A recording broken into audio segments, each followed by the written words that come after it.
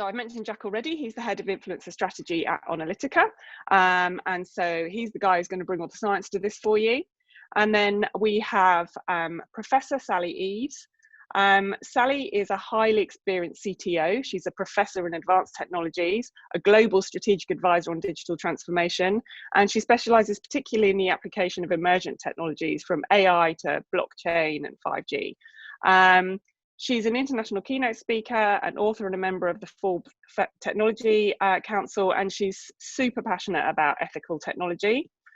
And then we have Tom Cheesewright, who is an applied futurist. He's one of the UK's leading commentators on technology and tomorrow, regularly appearing in print and broadcast. He's worked on a consultancy basis. He's worked with a huge range of organisations to help them kind of work out what tomorrow looks like and develop digital transformation strategies to kind of help them deal with that, the future. We've already worked with Tom as an agency in more of an influencer capacity with a number of our clients. So we're really pleased that he could join us today as well. And then finally, Chris, who's our agency development director and has been working in tech PR for over 20 years. He's going to talk to us a little bit about, just to sum up in terms of how we can potentially work with you to leverage this exciting kind of new area to improve your communications and influencer strategies. Now, I am going to hand over to Jack, I think. Cool, perfect. So yes, as Debbie said, I'm gonna just talk through the emergence of this field and cover a little bit sort of how it came to be and how we see the landscape now. So this kind of section of what I'm talking through is really about why influencers are kind of critical to reaching your audience. So when we think about how this field has emerged, it's really kind of come out of an acknowledgement that we obviously have the established field of PR and public affairs where you can try and engage people with, very large influence, people with access to, national or kind of regional and trade publication bylines, things like that. There's obviously public officials who can make decisions. And through things like social listening, polling, we also kind of have access to audience insights and the ability to push our messages directly to those groups. I think what's increasingly become clear is that in most sort of online communities, a set of kind of people who exist somewhere in between, they're not right at the top of the tree, kind of making decisions or kind of dictating how national media goes, but they're also not just ordinary audience members. They're people who drive the debate within their kind of topical community, and increasingly kind of social networks are a way in which those people are able to emerge. So we can find more and more of these people kind of cropping up online who don't have a defined kind of traditional place within either of these two disciplines, and that's where influencer relations has kind of come in. So by engaging influential opinion leaders, we can see improved content performance, and we can learn more about kind of what's coming down the line. We often see that whereas PR and public affairs, there's kind of very formal channels that you have to go through. Influencers can be a little bit more easier to engage, speak to, and kind of try and get them to, as in the case of people like Sally and Tom, maybe advise on what's coming down the line and kind of how they see the marketplace. And I think this is kind of driven by a sense that people are, generally less trusting of some of those groups at the top of the last slide, the kind of government officials, journalists, even analysts to an extent. And trust is generally shifting to people who are perceived to have a very high degree of kind of technical expertise, either through working on something or by studying it. So those are the kind of two things that seem to give people a lot of credibility in the eyes of the public. And kind of coupled with that, I think we've seen a shift in what we would call kind of away from really product-focused marketing. We're trying probably not to talk about exactly what the product does until quite late in the buying cycle now. When someone's kind of into the specific features of what something does, they're probably in the last 10, 15% of that buyer journey. So we're trying to talk a lot more about the why. It's kind of how do we get people interested? How do we engage people around specific challenges? And for that, obviously, we have people internally maybe who are able to kind of tell that story. But as we saw earlier, our own spokespeople might not be the most trustworthy vessel for that. There's a chance that if someone is perceived as a spokesperson or worse, an official brand channel, something might not be believed as much. So what we can see is this kind of desire for people to have more outside perspective included into the sort of marketing material that they're going to consume. So we can see 95% of B2B buyers in this survey saying that they would like to see more insight from industry thought leaders or analysts within their within the sort of content that they consume, and that might make them more likely to sort of spend time on it. The other thing that we can see is there's lots of different terms for this industry. I think what's interesting is that of the four that we can kind of see highlighted here, the one that's really seeming to break through in particular is content creator. And I think what that highlights is really a kind of growing movement, and this started maybe more on the consumer side, but is kind of migrating over now more to actually outsourcing, some of the ideas around what the content should look like to these external people. So obviously, people are looking for micro influencers or thought leaders or key opinion leaders, but it's notable that what's really broken through is people actually looking for content creators. So it's people who are engaging the audience that we as marketers want to access by creating content, and rather than it almost is kind of, it would be counterintuitive to then have them stop creating their own content so they can talk about ours. It's more about collaborating with them and getting them to sort of participate in our content creation process and lend their expertise and essentially use the skills that have gained them an audience to keep our audience engaged. I think it's also worth thinking about the types of content that are really high performing in this regard. And I think it's easy to sort of mistake very high reach or kind of pure social metrics for influence. And I think one of the things that people can miss out on when they kind of go for maybe the flashier campaigns that drive a lot of reach is you miss out on genuine influence. And I think that's kind of what this content preferences breakdown really highlights, is that when we collaborate on really meaningful long form content, our white papers, things like webinars, we actually earn more of the audience's attention. And I think that's really important to think about when we think about the tactics we want to collaborate with influencers on.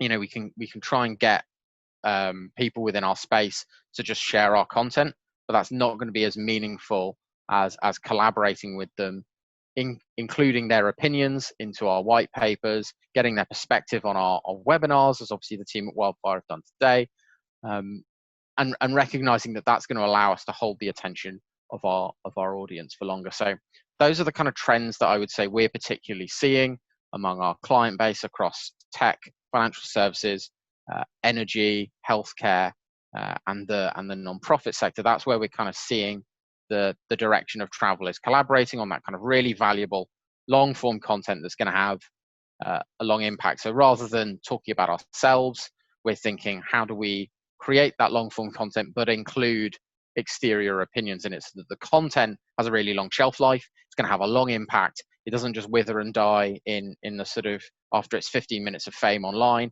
It's something that can live in landing pages, that can be reshared by sales teams and things like that for probably 18 months at least. So if I just quickly kind of dive into an example of what that might look like. So this is an example from it was a financial services and in particular a sort of wealth management brand that was trying to reach this kind of niche or quite well hidden audience of high net worth individuals. So they were finding that the people they particularly wanted to reach, high net worth individuals, and weren't really online. And so they were trying to think, well, how do those people actually make decisions about investment? And the answer is that they have a number of intermediaries. They have their kind of publications that they might read, but in particular, they listen to the people who have the ear of these high net worth individuals are wealth managers, financial planners, accountants, lawyers. So they sent their head of division, this kind of somber looking chap on the right, Nick Tucker, onto the #1 wealth management podcast in the country. So that's someone who had the ear of intermediaries, of all of those wealth managers. They sent him onto Martin's podcast. Martin was obviously pleased because he's got something new to talk about. And they sent Nick in armed with a new report on leaving your wealth to the next generation. So obviously Martin gets something to talk about. He gets a guest. Nick gets to talk about the report. And compared to The previous report that they had released in this series listed about 4 times as many new leads and did 2.7 times more pipeline generated. So I think really it's that story about sort of finding something interesting to collaborate with the influencer on that is really driving those good results. And I think when we think about the mechanics of how our content reaches the kind of the inboxes and gets in front of the eyeballs of real decision makers in the B2B world, we know that it's generally not simple, and we know that it's not, 99 times out of 100, we're not going to be able to just email the C-level decision maker and they immediately respond. So we have to think about what the mechanism is for content getting in front of them. In our experience, what that really means is when you collaborate with influencers, the mechanism that drives that out is engagement. So people with a consistent record of getting engagement on their content, when they talk about your key themes, they're the ones who are going to release this content on the left. We're going to see it go to their immediate audience. And if any of you log into LinkedIn or Twitter and things like that, what you'll see is lots of content that's been liked or reshared or commented on by people in your network. So people doing that is what drives content to a really wide audience. And that's when people who work with your target market and people like that are going to start picking it up, saying that's interesting, and that's when they send it to their boss. They start reading more of your content. That's maybe going to drive them to follow your brand account and kind of have a follow-up action off that. So that's my kind of summary of the landscape as it is, generally how it works, and just thinking about the mechanics of how working with those influencers, those kind of outside perspectives that our audience really wants, is going to drive your content into the sort of inboxes and into the eye lines of people who you really care about. Thank you, Jack. Sally and Tom, can I ask you to put your cameras on now, please? Yay. Hey, hi. Hi. Awesome. Well, thank you so much for joining us. I've given a brief introduction to both of you. I wondered if you could, Sally, could you start by just giving us an idea of a recent example of a successful brand collaboration that you've done, please? Yeah, of course. A pleasure to discuss this today. So I think one example would be with a major software vendor. And what I particularly liked about this one was it was really co-creative, and they brought together a small number of people. So there's about 5 of us in total. We all had quite technical backgrounds, but different specialisms within that. And they really spent time to get to know us in the lead up to this. They even brought in an artist, so they created like a pencil sketch of each of us. So it brought like the emotion and the personality of each of us as an individual, and then brought together our collective thoughts as well. So I thought that worked really, really well. And I also think as well, particularly with technology subjects, when you're trying to reach wider audiences, you've got different personas in play. Sometimes the language can get in the way. And it was a really great way to simplify what it was about and get, not just the technical aspects, but what it can do for you and your organization. It made it quite personal. And we did it for different audiences. So something for SMEs, something for medium-sized enterprises, et cetera, et cetera. So it was targeted to different groups. But again, I love that personal aspect. And I also like the fact that it was the start of something. So we revisited it. We've done different types of content. So a bit like Jack was explaining, I did a long form article, for example. We did videos. We did one-on-one things with another person in the group. And we did nugget kind of sharing on social media. But it was the start of a long-term relationship. And we revisited it. And we've learned from that. We're doing an extra bit for it as we speak, actually. But again, it got a really nice response. It was really engaging with people. And it felt like it was a genuine experience. But yeah, so I love that. I felt it was very much technology and people coming together. And we were part of the creative process. So yeah, I really, really enjoyed that one. That's interesting. So it's the, that point about it's not just an ad hoc engagement, they're building a relationship, you get something out of it and get to meet people as well. Excellent. Tom, can you give us an example as well, please? Yeah, I was going to give a recent one, but actually I wanted to jump on that point from Sally, because I think, for me, some of the engagements I've done with clients that work best are the ones that do have that depth that Sally was talking about.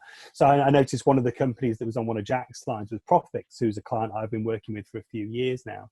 And Profix and I have built a really sort of multi-channel campaign over the course of a few years, where we're looking at the future of the finance industry.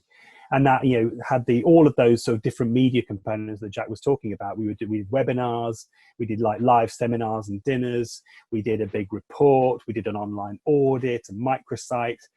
And it went, started in the UK, then went international, and sort of evolved over time. And I think that's for me is the type of campaign that works really, really well in some ways, because you've got that opportunity to build a relationship, gather feedback from the audience, almost co-create with the audience. You sort of set out this provocation and then draw in their feedback and make them part of the campaign. Excellent, thank you. I think what would be really interesting, Sally, could you kind of, I'm sure that, you didn't set out to be an influencer. And so I think it would be interesting to kind of know a little bit about your journey into working with other brands in this way. And also then how you've seen that, you've talked about probably 2 projects that are quite sophisticated and more in depth, and whether that's a kind of more recent phenomenon, or whether it's and how you're seeing that kind of level of sophistication. Yes, it's a great question. So I think in terms of, I think even that influencer title, it's an interesting word in itself, but incredibly organic is the honest answer to that. So as you probably said, you can tell from the introduction you kindly gave, I've kind of got 3 main pillars to what I do. So one is obviously heavily tech. So I'm a CTO by background in telecoms, and obviously I do advisory around technology subjects. But I've also got that passion for education, and I'm a professor at a few universities. I absolutely care, as everybody knows who kind of sees what I do, about social impact. And I believe that we can bring digital transformation for business together with impacting society.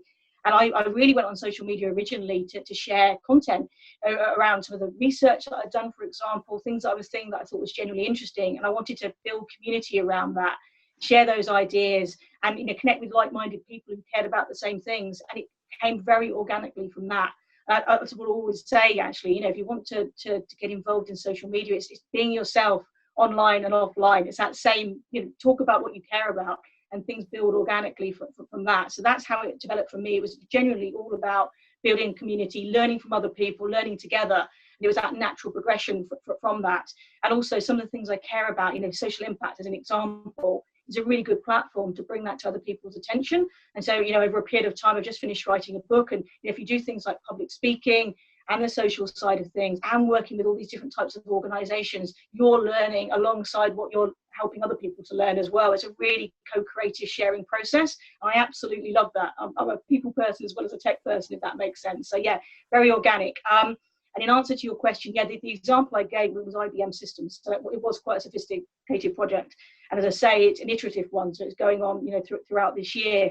But I work on all types of different projects. I work with universities. I work with small startups, and very, very cross-sectorially as well. And I really love that. And I think there's a place for all different types of organisations here. I really do. I think it's a genuine platform if you use it the right way. So it's all about being yourself, being authentic, and talking about what you genuinely know and care about. And again, kind of drawing on Jack's point, it's not just about having the most numbers or something like that. It's not that at all. It's having an audience that genuinely cares and is interested and wants to know more about the things that you care and know about yourself. I think that's the absolute key. It's all about engagement and experience, I think. Excellent. No, that was absolutely perfect. Really good to get that insight. And Tom, you came into this from the other side of the fence, didn't you? Yeah, I'm poacher turned gamekeeper, or gamekeeper turned poacher. I'm not sure which way around. So I did a good degree in mechatronic engineering, but then went into PR. I decided I wasn't going to be a good enough engineer to make it in engineering, but I still love technology. And sort of stumbled across this job because like Sally, I like people as well as technology. I stumbled across this job that allowed me to do both, which was basically marketing for technology firms. And weirdly, given what we're talking about today, I actually worked on what were arguably some of the first influencer marketing campaigns, B2B influencer marketing campaigns in the UK. So going back probably 18 years ago, my then boss wrote the book Influencer Marketing, and we were working on these sort of early influencer marketing campaigns. And funny enough, I bumped into Thomas Power recently, who founded eCademy, if people remember that. You'll remember this, Sally. Sort of predecessors to LinkedIn. And we were doing influencer marketing campaigns on eCademy in sort of the early 2000s. And I thought at the time, John, it's quite good fun running influencer marketing campaigns. I'd much rather be an influencer. But the route to being one was entirely accidental. Like Sally, it was kind of organic. When I left that job in 2005 and moved to the Northwest, I was still freelancing sort of 10, 12 days a month. And started my first real startup. which was a business called Eggheads. And the idea was that I'd find people like me and Sally who can talk to machines and talk to people, and give them a sort of secondary income, helping people to choose, buy and use modern technology as a franchise. Because it was sort of the early days of smartphones and tablets and home cinema systems. I saw this really big demand. And so I said, launch this company, spent loads of money on branding and stuff. And my wife was working at a radio station at the time. And she told all the DJs at this radio station about it. So all my first clients were DJs, like, Graham Park and Justin Morehouse and Sam Walker, who went on to 5 Live. And anyway, around at Sam Walker's house one day, fixing her computer. And I'm explaining to her what's wrong with it. And she says, oh, you're really good at explaining this. Would you come on my my new BBC show and answer people's tech questions? And this was sort of midnight on a Sunday in about 2006. I'm doing this graveyard slot. And then shortly thereafter, the BBC moves up to Manchester and raids. And by this point, I was doing about 2 or 3 shows across Radio Manchester. The BBC moves up to Salford, raids their contact books. And the next thing I know, I'm on the breakfast sofa every few weeks. And I'm being invited to go and, invited by Apple out to Berlin to go and test the new iPhone and things. And so yeah, it was very organic, sort of the combination of blogging about the future, being asked to commentate on technology, totally stumbling into the BBC completely by accident. But the result was that, you build an audience, you find this semi-coherent audience of people who share your passions, share your interests. And it all went from there, really. And then, 8 years ago, I changed I was writing about the future and decided to make that the full-time business. In terms of projects, yeah, like Sally, the lightest touch project I will do is somebody will ring me up and say, we've got a press release. Could you do a quote for it? And it's literally, add some flavour and interest to our press release about whatever it may be. I think the most recent B2B one, genuinely, someone asked me to do a quote for a press release about cardboard screens for cubicle offices. I mean, it really does run the full gamut. It was a friend of a friend. I wouldn't necessarily normally say yes to that. It was a friend of a friend. Through to a lot of, because of the BBC connection, I get asked to do a lot of audio and video work. So, good, an interesting project I did at the end of last year was interviewing the C-suite at ArcelorMittal, the enormous steel firm, and getting to grips with all the challenges and issues facing the future of steel and all their customer bases, through to, like I say, the massive multi-month content campaigns backed with speaking and webinars and everything else, where you're really doing that deep dive into an industry, doing proper analysis, 10,000 word report, and all the stuff that wraps around that. Excellent, thank you. And Sally, I can imagine that you do get lots of opportunities to engage with these collaborations, and they can probably be quite time consuming. How do you get that balance between, or do you see it all as one thing? Do you kind of think, well, my kind of CTO tech consulting stuff is over here, and then the kind of influencer stuff is over, and do you try and keep a kind of proportion of both going on? Yeah, I actually think one benefits another. I really do. And I think Tom and I are quite similar in that we work in different sectors as well. And again, I think that, you learn so much from that, and you can apply things you've seen in one area that maybe is actually quite new to another one. So I really like that. So I find it very, very complementary. And I think, again, it's all about looking for that authenticity of fit, really, and the alignment with what you do and what you're experienced and what you care about, and matching that with a particular brand. So for that fit, I think is important. But yeah, for me, it's been very complementary and mutually beneficial, I would say. Yeah. Excellent. What about you, Tom? Yeah, same. I think there are multiple criteria on which you judge a project. Is it a good fit for you? Is it fun? Like, is it an area I'm interested in? And I'm strange. I find researching the future of finance really interesting. But but actually, there's quite a mercenary element to it as well. It's got to pay, and that's how I make this split in my time. Is it a good use of my time financially sometimes? And the nature of the projects has really changed. I thought when I started this business, it was going to be 80% consultancy, and then I'd be doing some speaking and broadcasting and stuff to kind of promote the consultancy. And actually, I probably do, 2 really meaty consulting projects a year now, like where I actually get to properly get under the skin of an organization, deal with them at a really senior level, have an impact on the business. And And it's not that some of my other projects aren't meaty. I mean, for example, if I'm doing a deep dive report on the future of energy, then I learn a huge amount. But I'm probably not changing an awful lot inside that organization. It's not really consulting. It's more that content creation that Jack was talking about. But yeah, for me, I mean, there really is no dividing line for me. The only thing I have to be cautious about is how much time I spend on the things that don't pay back immediately. So I do a podcast because it's a great excuse for me to interview really interesting people.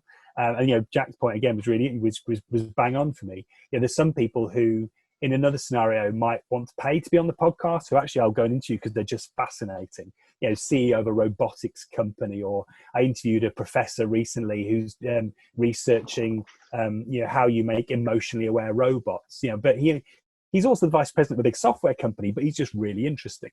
But money plays a huge part. You've got to like value your time properly, and there's usually a financial element to pretty much any project I'm involved in.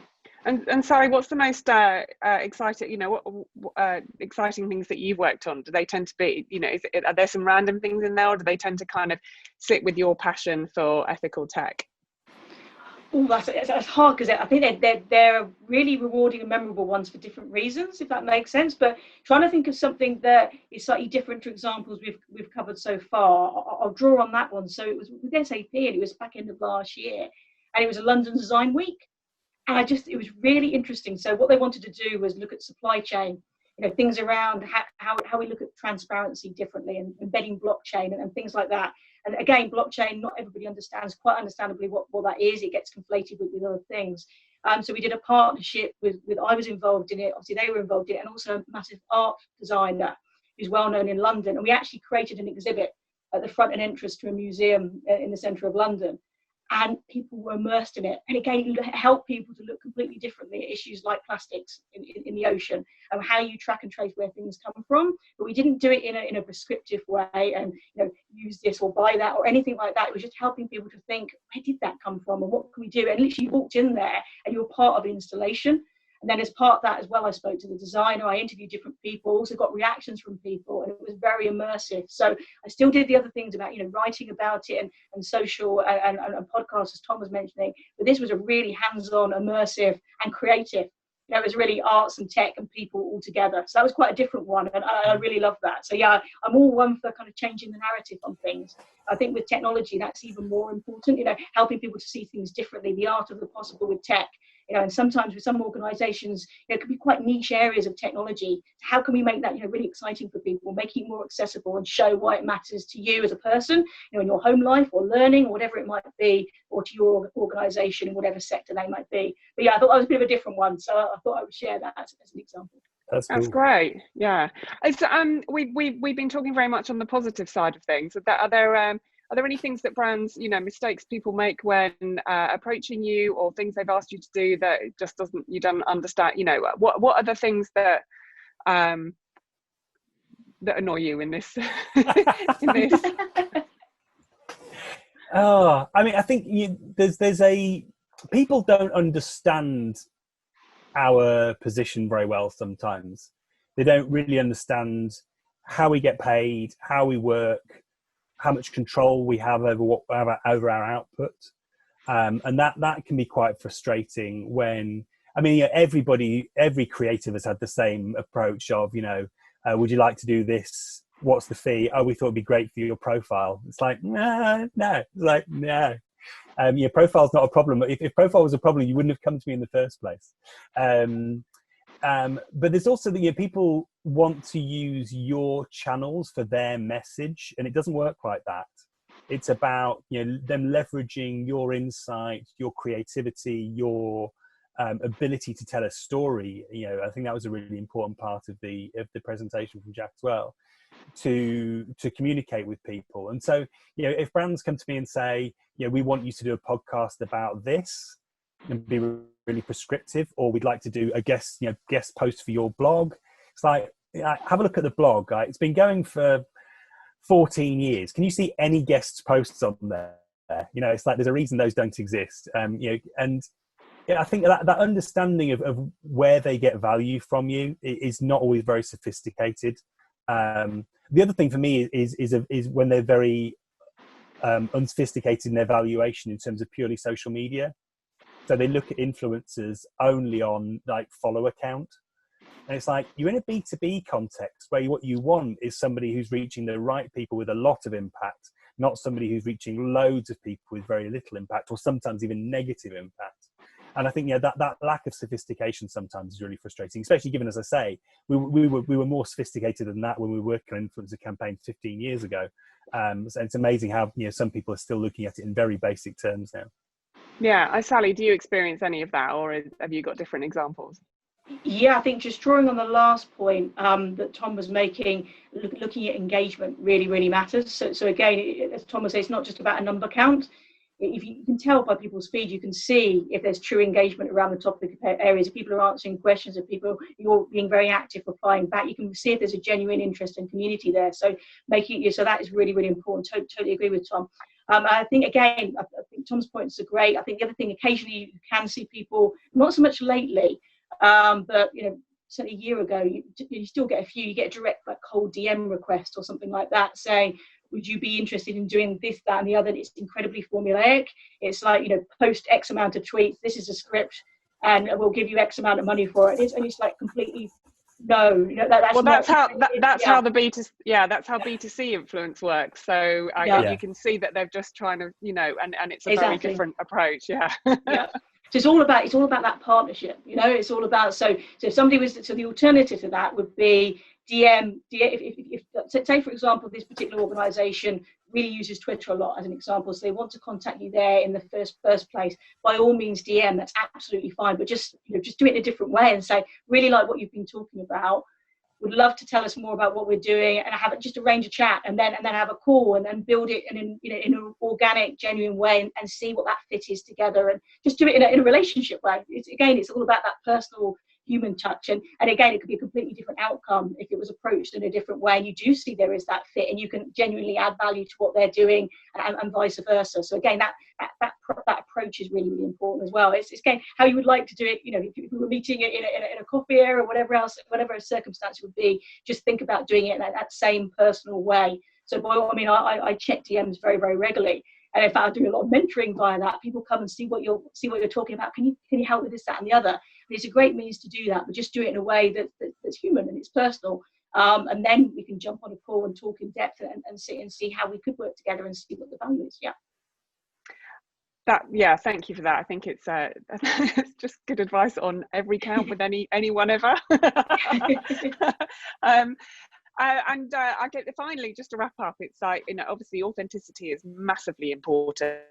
It's not about this isn't an exchange of money. It isn't, you know, can you do this and promote that? Like, you know, sometimes it can be seen on the consumer side of things. You know, have you got any examples of where you've had to draw the line, or whether it doesn't really fit with your Tom, you're laughing, so I'll come to you first. Yeah, I mean, so I'm really open-minded about who I work with generally, and you know, I work with some companies that I know some people would frown. I work with BP, I work with ArcelorMittal, people who've got big carbon footprints, but are working really hard to address it. Where I draw the line is when people want to draw me into spinning an industry or a company in a way that is inauthentic, that is completely inauthentic. And my favourite / most hated approach ever was from the PR agency representing the fur industry, and they contacted me basically, and their pitch was very upfront, that they're trying to spin wearing fur as a freedom of speech issue, and they wanted me to come on their podcast, which was trying to reposition fur as a freedom of speech issue, and try and make this sort of libertarian anti-Big Brother type argument for it. And I was having absolutely none of it. What about you, Sally? You've been asked to wear mink for money? That's really good. That's a tagline and a half, isn't it? That one. So maybe so. That's quite an example, Tom. I've had.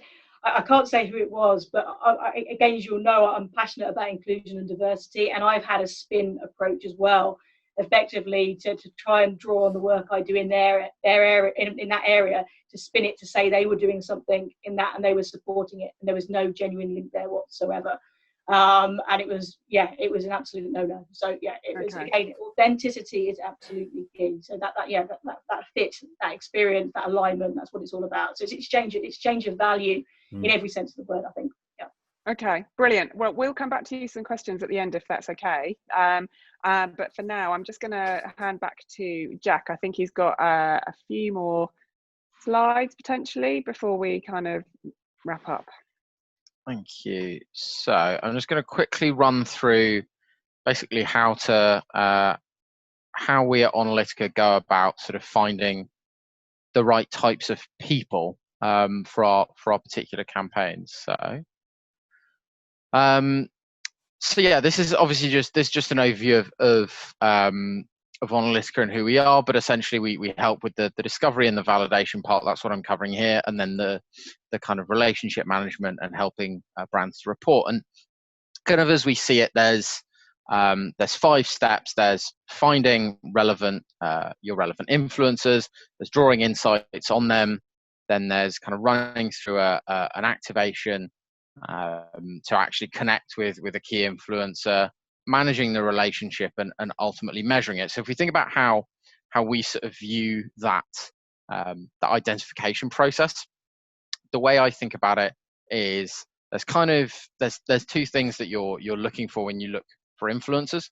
I think it's really important to understand the whole influencer community on a topic, because a lot of the value of working with people like Sally or Tom is that they have the ear of other people who are interested in the topic, and ultimately it's kind of social networks are interconnected in a lot of different ways. And when we talk to one person or we work with one person within that kind of community, we actually are kind of expecting and hoping that is therefore going to reach other influential people, and that is how the message gets spread really, really far about the exciting project that we're working on or the new research that we have to share. But then obviously there's a set of specific target people who we're maybe going to go after, and that's people who have the exact right kind of role or job and the right type of persona, i.e. they have the kind of skills that we need for our particular campaign. So if we think about how we kind of break that out, when we're looking for the whole community, we're doing that at scale, we're doing that in numbers, and we're trying to understand who are all the people who are relevant. And in a lot of cases that can be anywhere from 500 to even over 1,000 people who are kind of driving the conversation on our topics. So we use kind of quantitative metrics for that. We're looking at, do these people post on relevant topics? So are they using keywords that indicate expertise? Maybe it's people who talk about 2-factor authentication versus just talking about cybersecurity, and that's what makes someone enough of an expert to kind of comment on our topics. Obviously, how often someone's doing it. So if someone mentioned it once a year ago, that suggests it's not really their key focus. Crucially, then we're thinking, who is getting engagement on those relevant posts? Because that's essentially how people show that something was interesting and conversation worthy, as they engage with it. So if an influencer is consistently getting a decent amount of engagement when they talk about, for example, 2-factor authentication, then maybe we have a sense that they are genuinely influential. And then to a degree, we might want to think about how people are, who are the other people engaging with it, and how influential are they as a sign. Then when we're kind of finding, the specific right person, we're honing in on the right person. I think that's when it gets into what Sally was talking about earlier, which is that sort of qualitative element to it, where we're trying to understand who is a good fit for the brand. We're thinking about credibility to our target audience, and we're thinking ultimately, does someone have skills that are going to help with the campaign? What expertise, what content creation skills have they demonstrated in the past that actually make them a good fit? It's no good just saying, I kind of think you're influential, can you be in this? It's more, does this person have experience creating video? Have they hosted a podcast that you can send a spokesperson on who's going to have interesting things to say? So just thinking about that bit. The way I kind of break it down, I think there's 3 factors to think about. There's sort of 3 categories you want to look at. So the first is, just let this. So I think number 1 is role. So ultimately, it's does this person, this thought leader, have a role that makes him credible to your target audience? So I think some good examples might be, generally there's a lot of groups that will listen more to peers. I think developers are a good example of that. To an extent, senior management, or healthcare professionals, maybe professions where there's a lot of technical expertise. So you need to feel confident that the influencer you're picking has the right role to do that. Then we have a kind of persona, and that's really thinking about, does this person have a kind of appropriate skill set? So if we need someone who's going to write, someone's going to write 1,500 words for us, do they actually have experience doing that? Or if what we're really after is someone who's going to amplify our message in an interesting way, do they have a track record of being able to do that? If we need someone to speak, can we see that they have evidence of speaking? And finally, this is a word I made up, so don't worry if you don't recognize it, but it's engageability. So it's kind of thinking about, when we're trying to persuade people to work with us, and as Sally kind of indicated, sometimes people are going to approach with, can you do a favor, or I know this is quite small, but there might be more future value. I think it's just about being realistic with who you're approaching, depending on what the value of what your offering is. So obviously for some people, someone who's kind of just an industry practitioner, someone who just works in their sector, they've posted a bit, they're getting a little bit of momentum and a bit of recognition, but they've got a relatively kind of small profile, maybe a little bit of exposure, and kind of getting a bit more, some networking opportunities. That might be a really, really exciting thing for them. They're happy to be asked, and then the ask that you're making is reasonable if it's quite small. In other cases where someone's fielding a lot of offers, they're very busy, you're going to have to make sure that what you have to offer is really exciting. There's a lot of exclusivity, there's appropriate payment, where relevant for people's time, and you're kind of you're making sure that you include all of that. So if we think about what that looks like exactly, I will just share one extremely quick example in the software, and then I will hand back just to give a sense of what that looks like. So the reason I kept saying cybersecurity is because I had it on the brain. So if everyone can just can see that, then you'll see in terms of kind of what we're doing in the platform is, if we, for example, search cybersecurity, that's exactly the kind of process that we then need to go through. So we're ranking people on this topical authority metric to show that this person is getting a lot of engagement when they use the term cybersecurity. And really what we're looking for is people with we might then start looking for someone with the exact right role. So we can see this person is an event speaker, for example. We can see the same with Eva or Anne here. And all of this is being kind of basically determined automatically by the software. So the software is going and checking people mentions from others of them speaking at an event. And if they have enough of those within a year, then we say, oh, well, that person is clearly an event speaker, because lots of people mention, for example, seeing Chris speak at something, and so on and so forth for the other personas as well. So that's kind of how we would basically use the software to kind of try and figure out who's influential. And obviously then you can kind of drill down into more insights, talk about what, and kind of look at what people in particular are really talking about, who they've engaged with, what types of people are in their network. So for example, if someone is very influential in the media and tech, then we can see that, and we can see what kind of brands they're talking about. So that's kind of how you would go through that workflow and try and figure out, actually who is influential, who's worth talking to, and who's going to be a good fit for the campaign that I have planned. Thank you, Jack. I think Chris has got a few bits to wrap up with. While he's doing that, if you can have a think of any questions that you want to ask anyone, will all come on the screen after Chris has spoken. You can either put your hand up and he can promote you so you can say it yourself, or you can just pop it in the chat box and we can read it and answer it. Okay, over to you, Chris.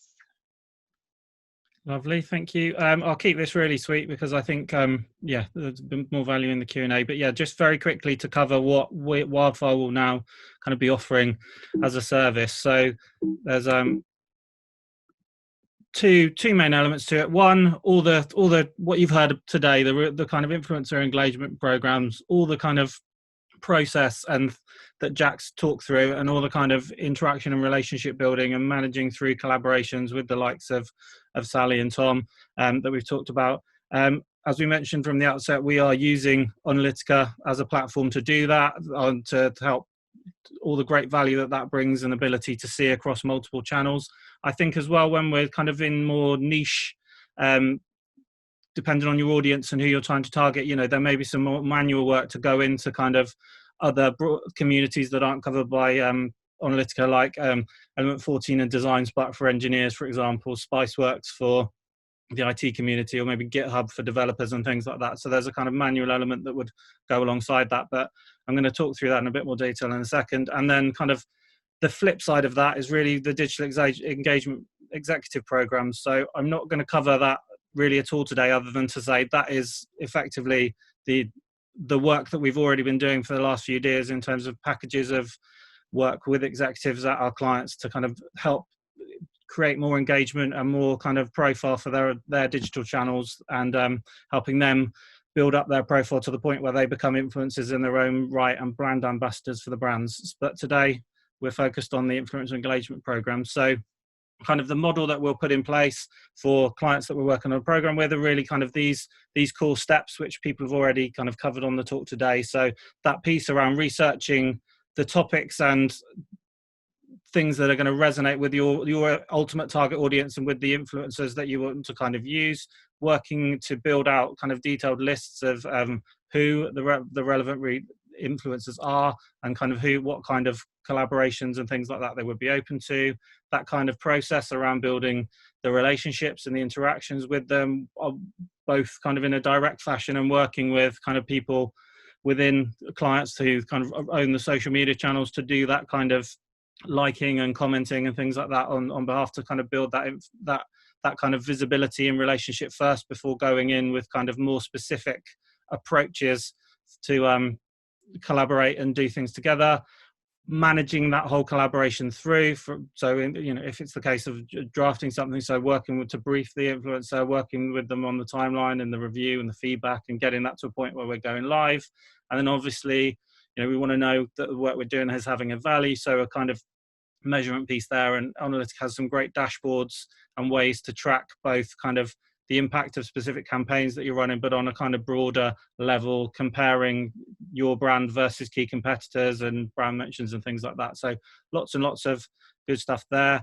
How that boils down in terms of deliverables are kind of really covered here. And, you know, we're not just talking about collaborating on a research report. There's many different forms and ways that you can collaborate with an influencer. So having that creative conceptual ideas and plans and things like that in the outset too, building out the lists, building out the topics, and managing through those opportunities.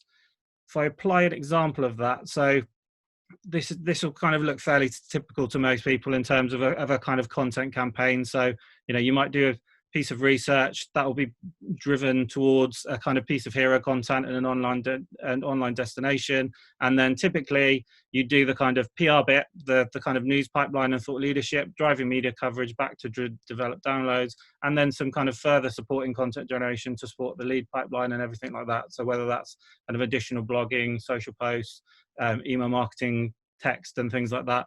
And from that, you know, you've probably done that many times. You've got a kind of benchmark for what works, and you'll have a vision of that. But in this example, for our kind of the Science of B2B Influencer Relations report, you know, what if we added the kind of influencer program output to that? So using Analytica, that tells me that kind of, if I wanted to kind of really narrow it down to kind of three people to try and collaborate with on this project, you know, here are three that may be good bets. So, you know, Neil, as you can see, has a big reach, so, and is probably someone that we need to pay. Maybe we can work with him to develop a kind of forward for our research report.